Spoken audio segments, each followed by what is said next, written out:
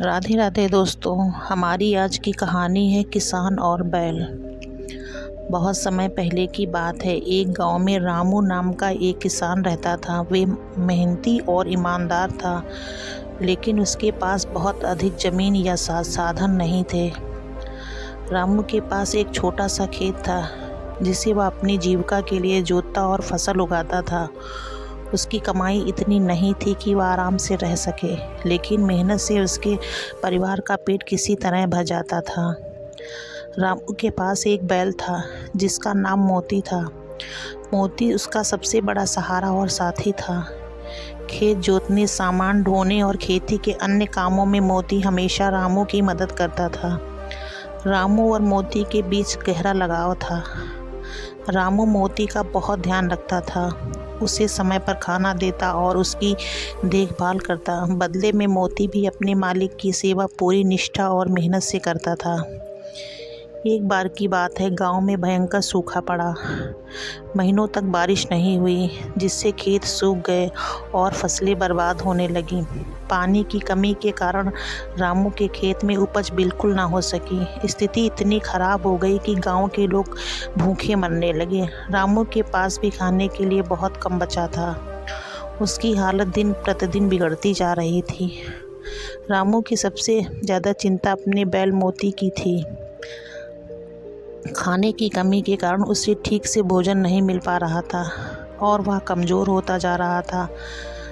रामू ने कई बार सोचा कि वह मोती को बेच दे, ताकि उसे मिले पैसे वह अपने परिवार का पालन पोषण कर सके, लेकिन मोती से उसका लगाव इतना गहरा था कि यह विचार उसे बार बार रोक देता।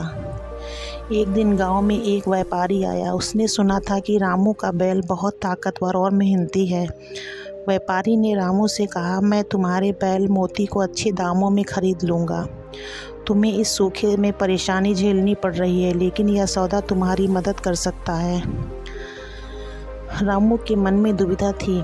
एक ओर उसका परिवार भूखा था और दूसरी ओर मोती, जो उसे सुख दुख का साथी रहा था। उसने व्यापारी को कुछ समय के लिए इंतजार करने को कहा और सोचने के लिए अपने खेत में चला गया। खेत में पहुंचकर उसने देखा कि मोती बहुत कमज़ोर होने के बावजूद उसके लिए खेत में काम कर रहा था। मोती की हालत देखकर रामू की आंखें भर आई। उसे एहसास हुआ कि मोती ने भी कभी उसकी सेवा करने में कोई कसर नहीं छोड़ी, और वह उसे इस हालत में कैसे छोड़ सकता है। रामू ने निर्णय लिया कि वह चाहे कितनी भी मुश्किलें झेल ले, लेकिन अपने साथी को नहीं बेचेगा। उसने व्यापारी को मना कर दिया। अब रामू के सामने एक ही रास्ता बचा था, अपनी मेहनत से सूखे का सामना करना। उसने हिम्मत नहीं हारी।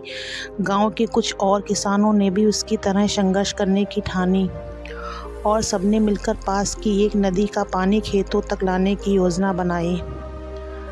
रामू और गांव के अन्य किसान दिन रात मेहनत करने लगे। उन्होंने एक छोटी सी नहर बनाई, जिससे नदी का पानी उनके खेतों तक पहुंच सके। कुछ समय बाद उनकी मेहनत रंग लाई। नहर से खेतों में पानी पहुंचने लगा और धीरे धीरे खेत फिर से हरे भरे हो गए। फसलें लहलहाने लगी और गांव में खुशियां लौट आईं।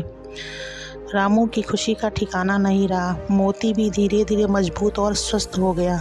रामू को यह एहसास हुआ कि कठिन समय में हिम्मत और अपने सच्चे साथी के प्रति विश्वास रखना सबसे ज़रूरी होता है।